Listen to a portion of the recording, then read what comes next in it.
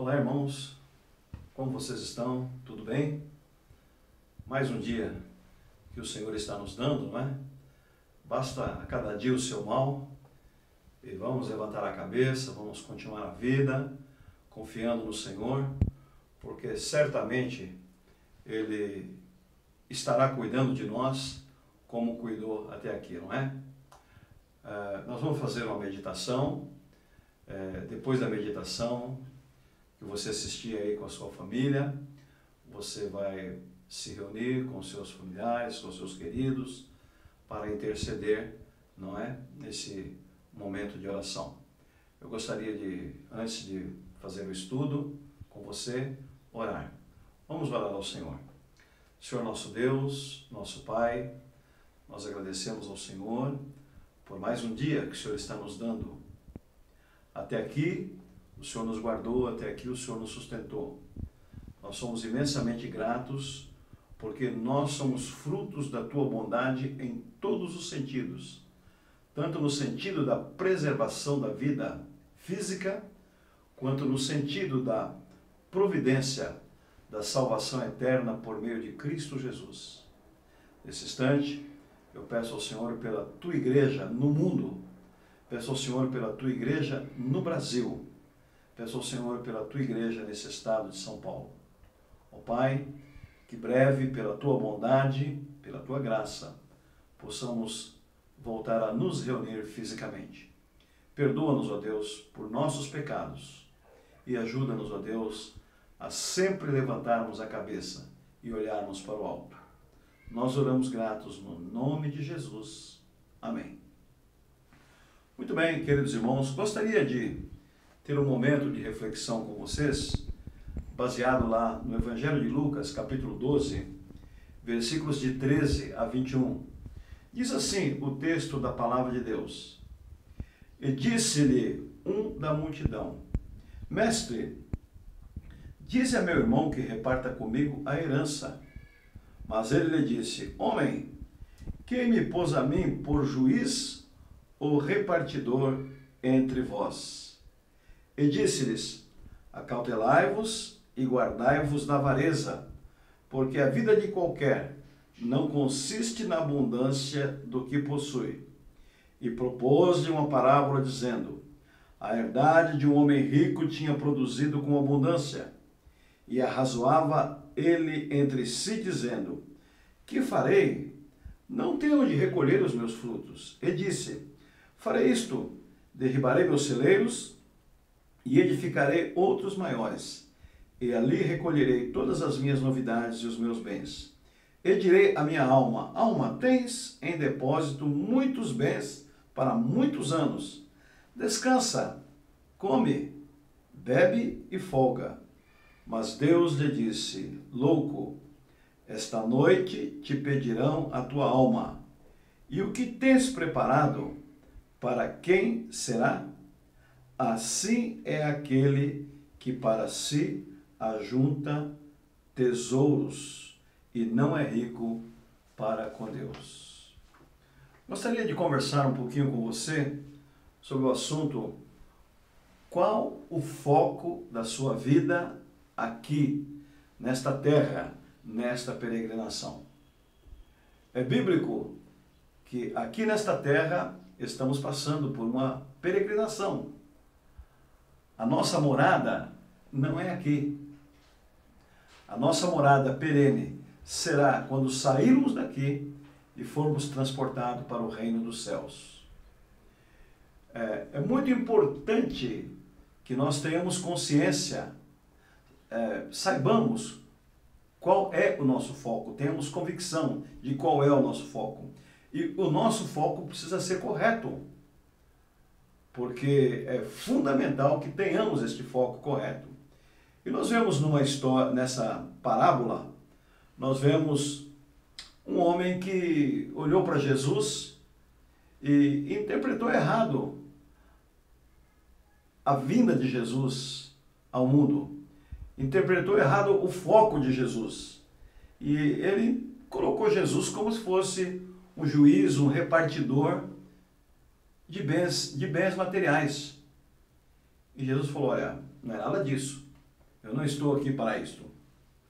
Então vemos esse homem se aproximando de Jesus para pedir-lhe algo que não estava dentro do propósito de Deus para ele aqui, não estava dentro do ministério que Deus tinha para ele aqui. Então, dentro do contexto do texto, nós vemos que esse homem era um homem próspero. Aqui no texto há um homem próspero, ou seja, um homem rico, mas também um homem idólatra, um homem egocêntrico, excessivamente amante de si mesmo. Uma segunda situação deste homem, aqui no texto há um homem muito orgulhoso acerca de suas posses. Ele não cria que foi Deus quem deu para ele. Era um homem ególatra. Ele adorava a si mesmo. Não saberam se havia lugar para Deus na sua vida. Ele olhava para si mesmo, ele era tão maluco que ele conversava consigo mesmo, e há muitos hoje assim, ególatras, e pensam que são deuses. Não cria que o que ele tinha era resultado da bênção de Deus, era resultado dos cuidados de Deus, foi Deus que o abençoou no decorrer da vida. Não. Deus estava excluído dos seus planos. Uma terceira situação deste homem aqui, no texto, há um homem que não colocava Deus em seus planos. Vamos celebrar a vida, dentro do contexto atual. Vamos curtir a vida. E muitos dizem, vamos curtir a vida porque a vida é uma só. É uma posição prática perigosa. Uma posição prática perigosa. Não colocar Deus nos planos da vida. Queridos irmãos, é muito perigoso isto. Não devemos fazer isto. E, infelizmente, no contexto atual, há muitos crentes assim. Se colocam em primeiro lugar na vida, não reconhecem Deus nos seus planos, não acreditam que é a bênção do Senhor que enriquece, não creem que Deus está cuidando deles, e essa atitude pode conduzir para caminhos perigosos. Mas também dentro do texto nós vemos um homem que gozava de todos os prazeres da vida, tinha todos os recursos para isto, gozava de todos os prazeres da vida, e parece que ele cada vez tinha mais recursos, e chegou a um ponto que ele adquiriu bens que simplesmente não dava para avaliar o valor dos recursos que ele conseguiu. E ele chegou a um ponto que ele disse, eu não tenho mais como gastar. Como gastar? Mesmo vivendo a vida inteira, eu não tenho mais como gastar. E a partir de agora, é só gozar a vida. A partir de agora, é só se divertir. A partir de agora, é só gozar dos prazeres da vida. Que pena. É aqui que Deus entra. É aqui que Deus dá um basta. Eu diria para vocês, não é este o contexto da vida que nós vivemos? O homem chegou a um ponto, lá nos tempos bíblicos de Noé, em que os homens viviam tanto para o prazer da vida, casavam, faziam festas, davam-se em casamento, se chafurdavam no pecado, e de repente Deus disse, basta. Pensavam que eles eram senhor dos destinos deles. E Deus disse, basta. Nós vemos lá, dentro do contexto bíblico, que os homens também se chafurdaram no pecado, e cidade rica, cidade que tinha dinheiro, e havia lá um homem justo chamado Ló. E de repente Deus disse, basta. Eu pergunto, será que não é este o nosso contexto hoje? Nós temos visto, olhando para o nosso passado recente, o homem se chafurdando no pecado, o homem ofendendo a Deus, o homem brincando com Cristo, com o sacrifício de Cristo, os homens vivendo para o prazer, e de repente parou. De repente parou. E eu fico preocupado, fico olhando para atitudes de algumas pessoas e parece que para muitos a ficha ainda não caiu. Dentro do contexto deste homem, nós vemos aqui um Deus pedindo a conta da sua vida. Deus pede contas da nossa vida. Nós precisamos sim darmos satisfação a Deus.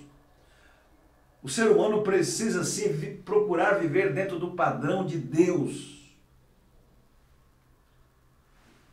Mas também aqui nós vemos que quem ouve e pratica a palavra de Deus é considerado um homem prudente, que constrói a sua casa sobre a rocha, lá em Mateus 7, 24. Quando se constrói a casa sobre a rocha, vem o vento, vem a tempestade e a casa não cai.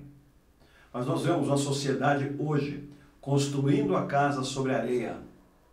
A casa deste homem foi construída sobre a areia. E certamente ele não pôde resistir à tempestade. Qualquer que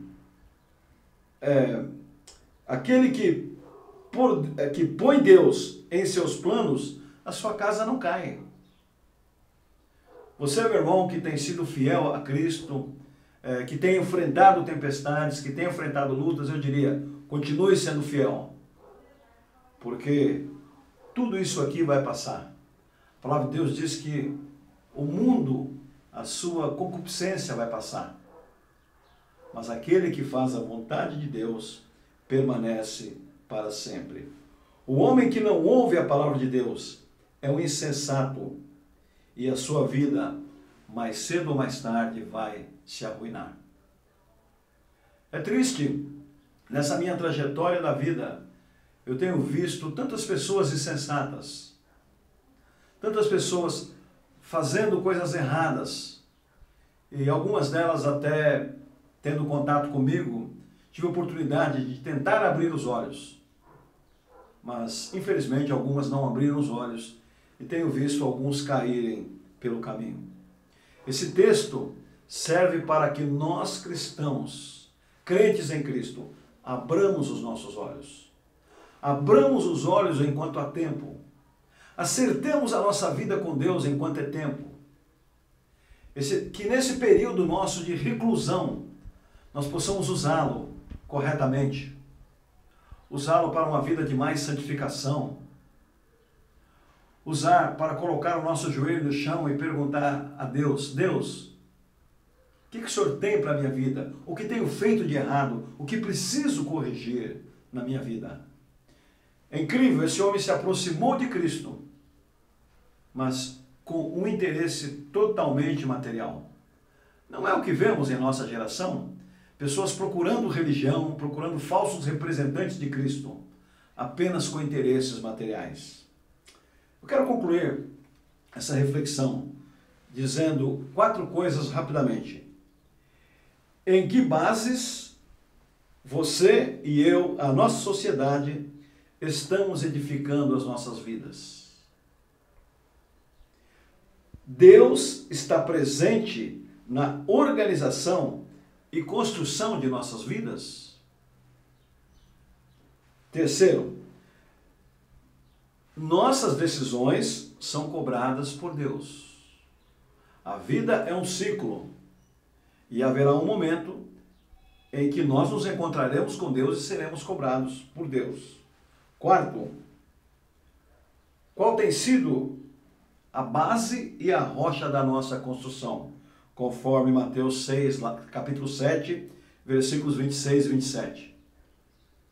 Que mostra aquele que construiu a sua casa sobre a rocha. Eu diria para você, meu irmão, meu amigo, a porta da graça está aberta. A misericórdia de Deus ainda continua sendo derramada sobre nós. nós, os crentes, nos voltemos para o Senhor. Nós que temos nos afastado do Senhor Jesus, nos voltemos para Ele. Você que ainda não tem uma experiência com Deus, saiba que há um Deus que vai nos cobrar por nossas atitudes, pelo nosso desprezo a Ele. É um Deus que cobra a sociedade, mas que também nos cobra individualmente.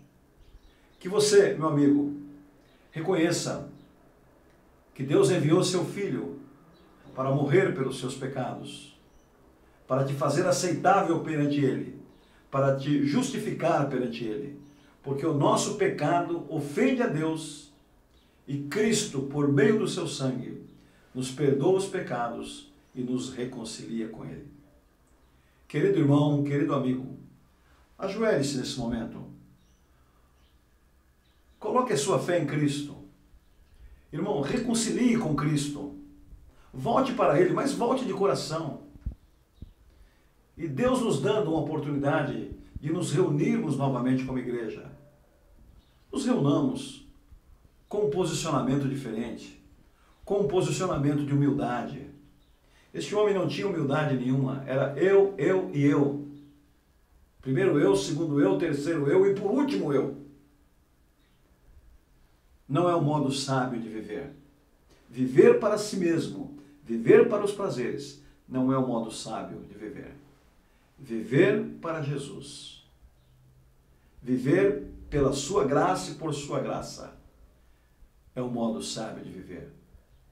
Que nós voltemos para Jesus, nos dediquemos a Ele e nos acertemos com Ele.